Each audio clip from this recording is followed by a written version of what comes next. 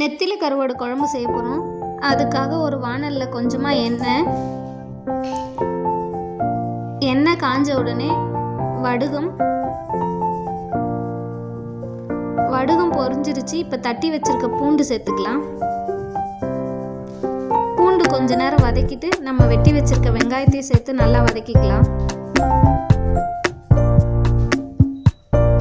வெங்காயம் நல்லா colour change ஆகிற அளவுக்கு வதக்கிக்கலாம்.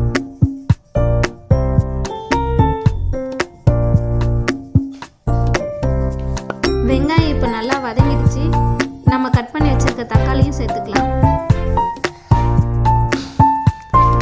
வெங்காயம் தக்காளி ரெண்டுமே நல்லா வதங்கணும். அதுக்காக கொஞ்ச நேரம் நல்லா வதக்கிட்டு கொஞ்சமாக மஞ்சள் தூள்,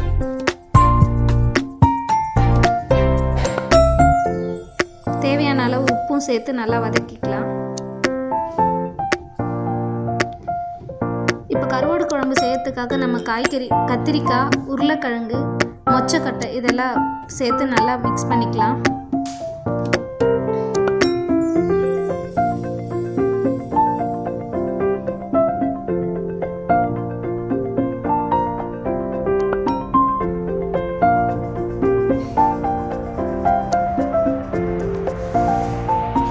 காரத்துக்கு தேவையான அளவு குழம்பு மிளகாத்தூள்,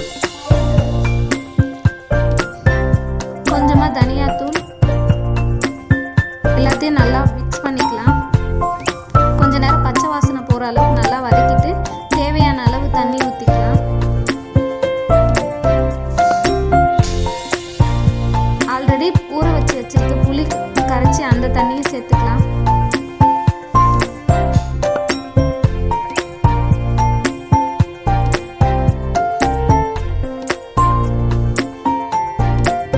கொஞ்சமாக கருவேப்பிலையும் சேர்த்துக்கலாம்.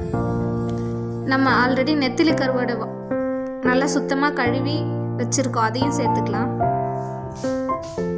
இப்போ கொஞ்ச நேரம் தட்டு போட்டிக்கா உருளைக்கிழங்குலாம் நல்லா வேகணும். தட்டு போட்டு மூடி வேக வச்சுக்கலாம். கருவாட்டு குழம்பு ரெடி ஆயிடுச்சு. கொத்தமல்லி தூவி ஸ்டவ் ஆஃப் பண்ணிக்கலாம். அவ்வளோதான், சூப்பரான நெத்திலி கருவாடு குழம்பு ரெடி ஆயிடுச்சு.